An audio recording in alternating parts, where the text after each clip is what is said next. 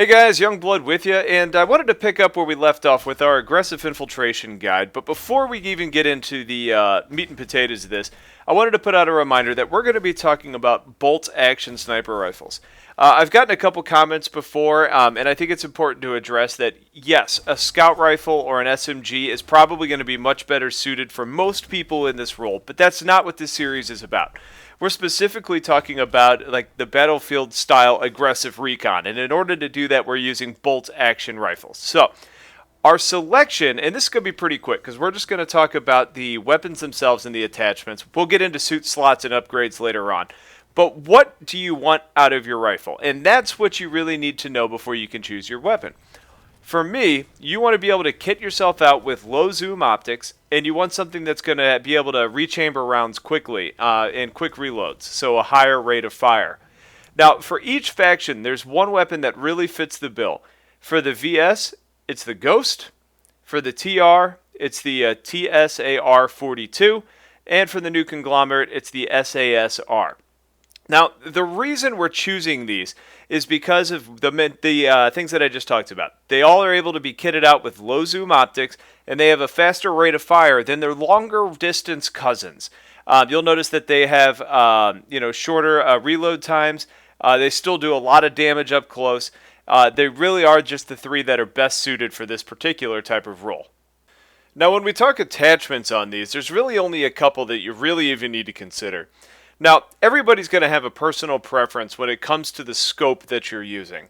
I think the one that a lot of people consider to be like the holy grail of scopes is the two times reflex. Now, for me, I prefer to have a little bit more versatility in my play style, so I like something with just a little bit more zoom. And for me, that's going to be your 4x scope. So on the Ghost, that's the CSZ. On the TSAR, it's TMS. And it's the True Shot on the NC's SASR. Now, outside of just giving you a little more versatility with a little bit more zoom than the 2x scope does, the real benefit to it is the reticle that you have. Now, on the 2x, it's just a red dot sight. So all you're going to have is that one little dot in the center of your screen. Now, in one of the previous videos, I talked to you guys about how we're going to be doing drag shots, especially up close. And when you're doing a drag shot, having a normal crosshair is incredibly helpful because you're going to be able to see when the vertical line crosses over your target. It's something that you almost subconsciously will learn to use. Now, you can envision where it's going to be at, and you'll get to a point where you probably don't even need that, but especially starting out, I would definitely encourage you to do that. So for my money and my suggestion to you, it's the 4x scope. Now, the one potential exception would be on the SASR. There's a 3.4x scope called the LX TactiEye. Now, and with the TactiEye, it's got the same reticle. It's still just a very basic crosshair, but it's a slightly smaller zoom, so it's probably a little bit better off at close range.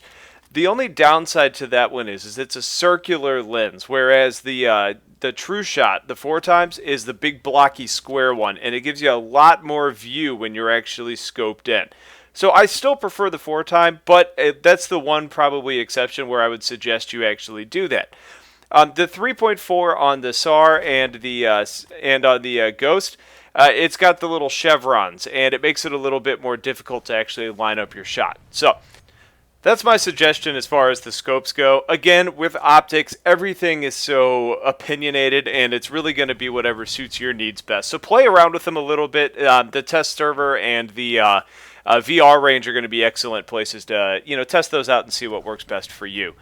On all three, though, based on the type of role that you're playing, you're up close, you're really in the action.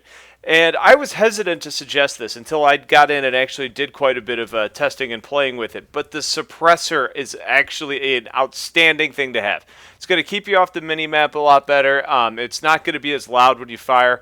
And what you're losing on damage is pretty negligible considering you're going to be engaging targets at close quarters range anyway. So you don't need to really worry about the increased bullet drop as the bullet continues out of the muzzle. So that's pretty much it for these. You're going to use the scope that you like and a suppressor on one of these three rifles that I just mentioned.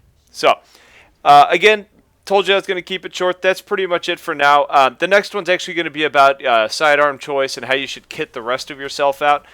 So stay tuned for a lot more. Sub if you haven't yet, and I will talk to you guys later. Take care.